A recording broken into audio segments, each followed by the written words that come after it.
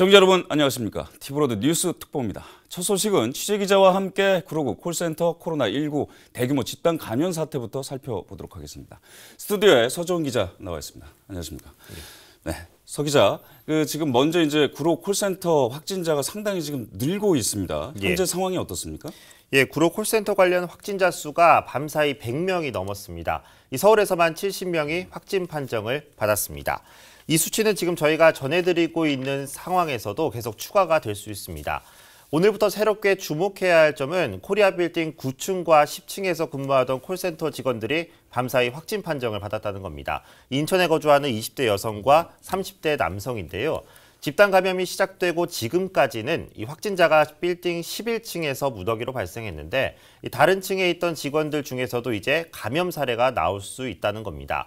이 의미는 이 콜센터 직원들뿐만 아니라 카페나 예식장, 또 거주지 등 건물 전체에 드나들던 사람들 중에서도 이 앞으로 확진자가 나올 수 있다는 것이기 때문에 이 우려가 굉장히 깊은 상황입니다. 말씀하신 것처럼 지금 현재 건물 전체로 3차, 4차 감염이 지금 이어지고 있다는 건 아니겠습니까? 예. 그런데 지금 콜센터 확진자들 중에서도 2차 감염, 그러니까 가족들한테 감염되는 사례가 지금 늘고 있죠? 어떻습니까? 예, 맞습니다. 그 확진 판정을 받은 직원들의 가족들도 속속이 감염 사실이 전해지고 있습니다.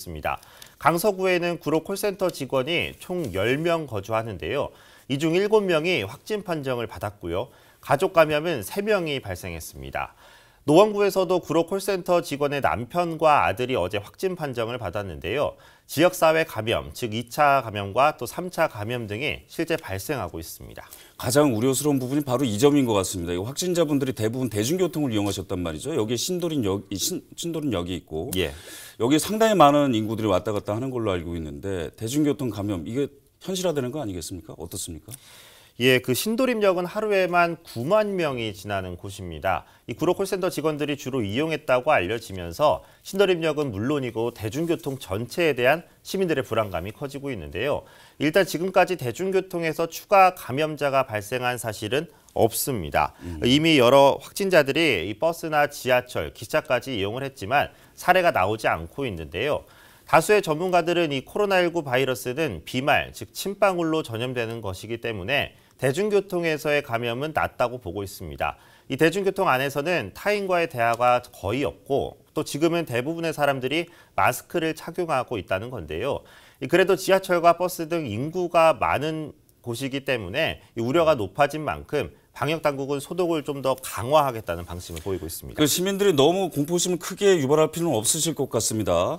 지하철 이용하실 때 마스크 꼭 끼시고 손 자주 씻으시고 사회적 거리 두기를 꼭 실천하시는 거. 이것만 좀 유념해 주시면 대중교통 이용하는 데는 큰 공포 그렇게 가지실 필요 없으실 것 같습니다. 예, 가장 중요한 부분입니다. 네, 그 소규모 감염, 집단 감염 이걸 좀 살펴봐야 될 것 같은데요. 특이 사례가 이제 동대문에서 지금 나오고 있지 않습니까? 계속 확진자가 늘고 있는데 특히 이제 대표적인 것이 동안교회랑 PC방입니다.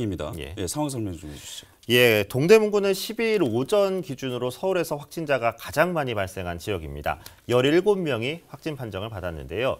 이 중 9명이 교회와 PC방 등에서 감염된 것으로 알려지고 있어서 이 집단 감염의 우려를 낳고 있습니다. 먼저 교회는 동안교회라는 곳입니다. 이 확진자인 이 교회 전도사와 접촉해 감염된 것으로 파악되는 확진자가 9명 정도 되고요.